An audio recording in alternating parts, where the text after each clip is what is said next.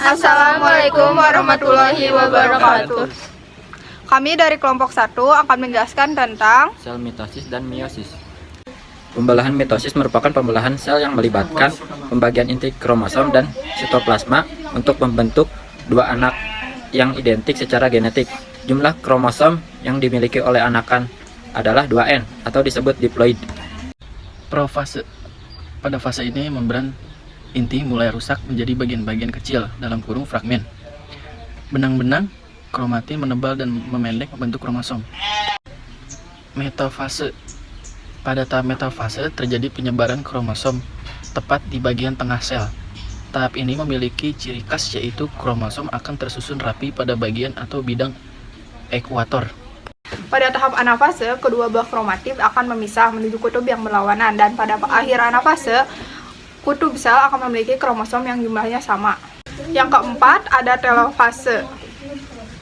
Pada tahap telofase, membran inti mulai kembali bergabung, kromosom mulai meregang, dan setelahnya akan terbentuk dua sel yang bersifat diploid. Pembelahan meiosis. Pembelahan sel meiosis disebut sebagai pembelahan reduksi. Pembelahan meiosis berfungsi untuk menghasilkan sel gamet. Pembelahan meiosis juga adalah pembelahan sel yang menghasilkan 4 sel anakan yang masing-masing sel memiliki separuh dari jumlah kromosom sel induk. Jumlah kromosom yang dimiliki oleh sel anakan adalah N atau disebut haploid. Fase pembelahan meiosis 1 adalah profase 1.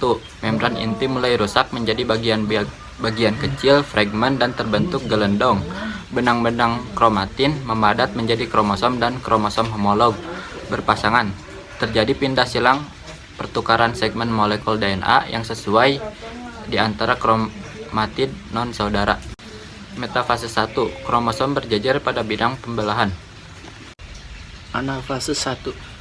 Kromosom homolog memisah dan bergerak ke kutub-kutub yang berlawanan. Telofase 1. Kromosom homolog memisah dan bergerak ke kutub-kutub yang berlawanan. Membran inti mulai terbentuk kembali. Sitokinesis menyebabkan terbentuknya dua sel anakan yang bersifat haploid. Fase pembelahan meiosis 2 adalah yang pertama profase 2. Membran inti mulai rusak menjadi bagian-bagian yang kecil, fragmen, dan terbentuk gelondong pembelahan. Kromatid mulai bergerak ke bidang pembelahan. Metafase 2. Kromosom berjejer pada bidang pembelahan.